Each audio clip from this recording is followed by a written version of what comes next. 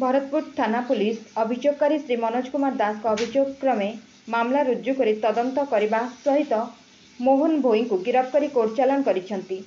सूचनायोग्य जे मनोज कुमार दास भरतपुर थाना अंतर्गत आईजीकेसी hospital business development manager भाव में कार्य करथुवा बेले मोहन भोई सेठारे ट्रांसपोर्ट वर्कर भाव में कार्य करती। घटना दिन मनोज कुमार दास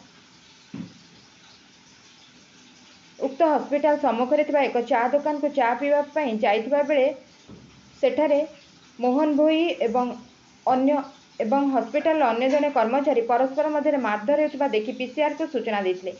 यह देखि मोहन भोई हठात उत्त्यक्त होई एक काच बोतल साहाय्य तांकु मरणांतक आक्रमण करते। से समय हॉस्पिटल किछि कर्मचारी घटनास्थल में पहुंची मनोज कुमार दास को मोहन भोई ठारू रक्षा करते। यही घटना को नहीं मनोज कुमार दास को अभियोग आधार रे पुलिस मामला रुजु कर तदंत करने सहित घटना संपृक्त थिबा अभियोग रे मोहन भोई को गिरफ्त करते। पचराउचरा बेले मोहन भोई निजर दोष स्वीकार करते। वर्तमान मामलार अधिक तदंत चालू रही। Bureau report Ekamra news agency.